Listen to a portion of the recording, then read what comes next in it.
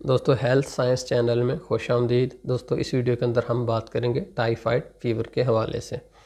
तो टाइफाइड जो है इसकी सबसे जो कॉमन अलामत है वो है बुखार का आना, यानी कि जिस बंदे को टाइफाइड होगा उसको बुखार आएगा। तो सबसे पहले हम ये बात करते हैं कि टाइफाइड जो है ये क्यों होता है। तो इसकी एक ही वजह है, एक जरासीम है जिसका नाम है सल्मोनेला टाइफी। तो सल्मोनेला टाइफी जरासीम जब भी इंसानी जिस्म के अंदर आएगा तो वो यहाँ पर ग्रोथ करेगा, तो उसकी वजह से जो है हमें बुखार आएगा।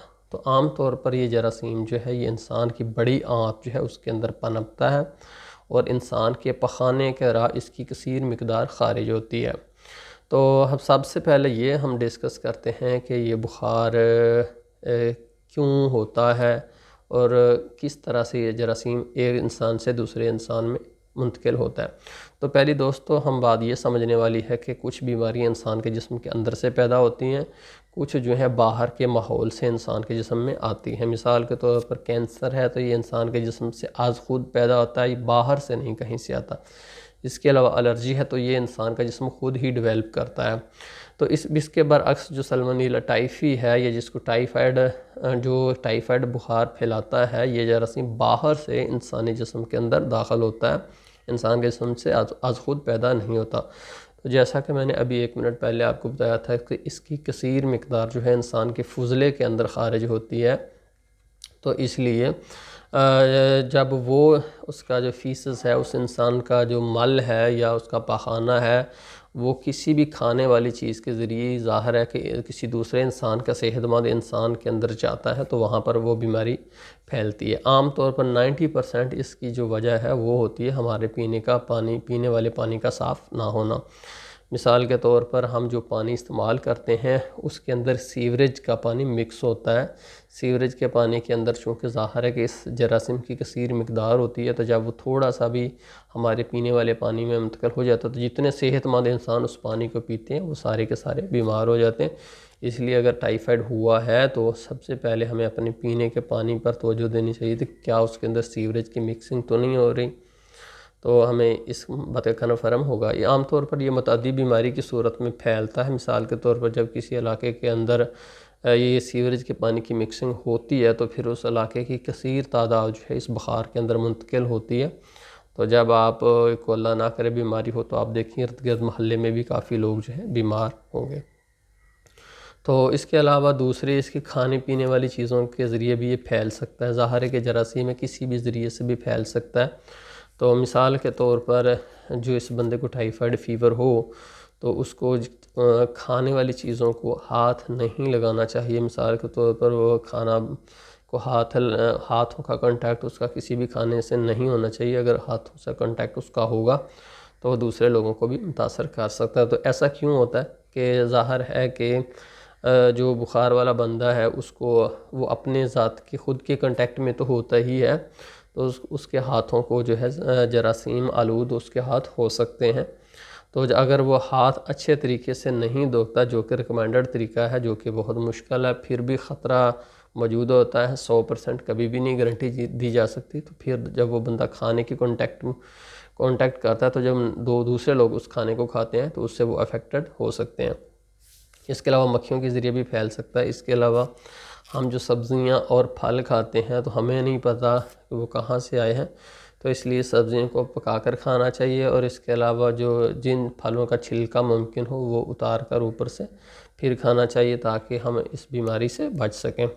तो अब सबसे पहले हम ये तो मैंने आपको बताया कि किस तरह से ये फैलता है। तो अब हम दूसरे नंबर पर बात करते हैं कि इसकी अलामत क्या है। तो इसकी अलामत जो हैं वो पर्सन टू पर्सन मुख्तलिफ हैं, लेकिन कुछ कॉमन हैं वो मैं आपको बता देता हूँ। पहले नंबर पर दोस्तों जब ये इसका ख़तरा हो, आपको ये बीमारी हो गई हो, तो पहले नंबर आपको बुखार होता है। आमतौर पहले हफ्ते के अंदर बुखार जो है वो उतना शदीद नहीं होता बल्कि मॉडरेट होता है। आमतौर पर बंदा उसको बर्दाश्त कर रहा होता है। कॉमन इसका बुखार होगा, उसके साथ जो है कॉन्स्टिपेशन कब्ज़ भी हो सकती है, फिर सर में दर्द भी हो सकता है, इस तरह के अलामात हों। जब दूसरा हफ्ता आता है तो अगर वो अनट्रीटेड छोड़ दिया जाता है तो यहाँ पर वही अलामत हैं लेकिन वो शदीद हो जाती हैं।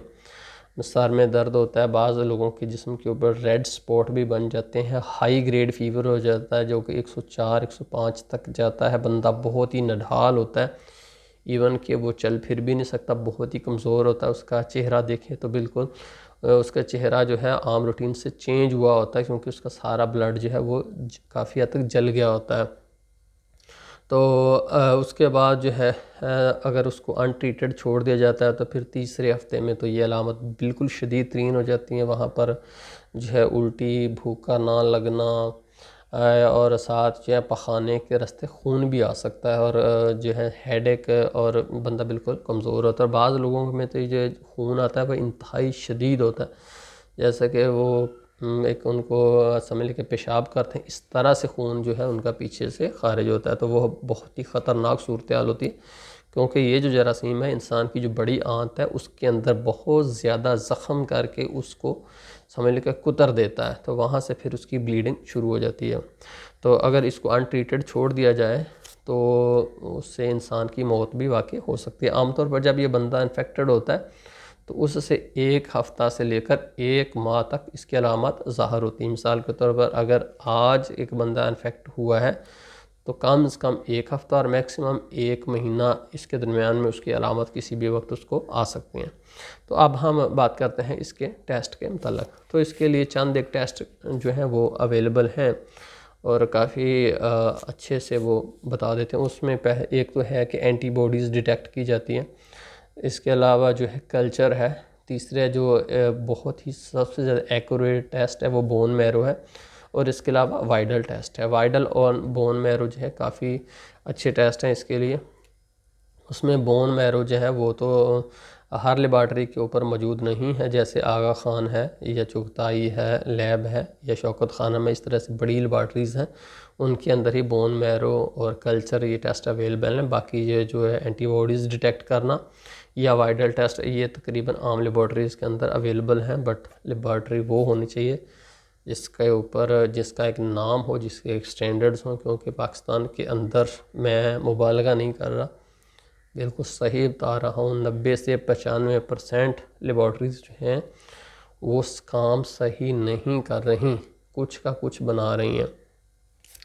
तो ये इसके टेस्ट के हवाले से बात होगी। अब बात करते हैं इसके ट्रीटमेंट के हवाले से। तो दोस्तों शुक्र है अल्लाह का कि इसका ट्रीटमेंट आसान भी है, इफ़ेक्टिव भी है, और इसका बहुत ज़्यादा लंबा टाइम भी नहीं है। तो उसके लिए आपको एंटीबायोटिक जो है मुख्तलिफ़ एंटीबायोटिक्स दी जाती हैं। तो उसमें एक जो कॉमन और पॉपुलर है वो है सिप्रोफ्लॉक्सिसिन। तो सिप्रोफ्लॉक्सिसिन आपको जो है 15 दिन लेनी होगी, सुबह शाम आप लेंगे। उसकी जो मिक़दार आपका डॉक्टर रिकमेंड करता है वो उतनी ही लेनी, उससे कम नहीं करनी है, और अच्छे ब्रांड की ही आपने जो है लेनी है। 15 दिन आप एंटीबायोटिक लेंगे, और पहले 5 दिन आप साथ जो है वो बुखार के लिए पैरासीटामोल, जिसको हम पैनाडॉल कहते हैं, वो भी आपको लेनी होगी। पहले 5 दिन आप दोनों ही लेंगे, और उसके बाद नेक्स्ट 10 दिन जो हैं वो आपकी सिर्फ एंटीबायोटिक चलेगी। पहले 5 दिन जो है साथ पैरासीटामोल लेने का मकसद ये है कि आपको बुखार ना हो, क्योंकि पहले 5 दिन बुखार दवाई लेते हुए भी आपको साथ होगा। अगर आप पैरासीटामोल ले लेंगे पहले 5 दिन तो उससे आपका बुखार जो नहीं होगा, और उसके बाद फिर छोड़ देनी है, नहीं लेनी मुसलसल, ताकि अगले नेक्स्ट 10 दिन पता चले कि बुखार ने आपका पीछा छोड़ा भी है या नहीं छोड़ा। तो दोस्तों ये था टाइफाइड फ़ीवर के हवाले से हमारी आपको मालूमात। उम्मीद है आपकी मालूमात में इजाफ़ा हुआ होगा। बहुत शुक्रिया हमें देखने का। एंड पर हम आपसे सिर्फ एक लाइक की रिक्वेस्ट करते होते हैं, अगर आप हमें लाइक देने तो आपकी बहुत नवाजिश होगी। बहुत शुक्रिया। अल्लाह हाफिज़।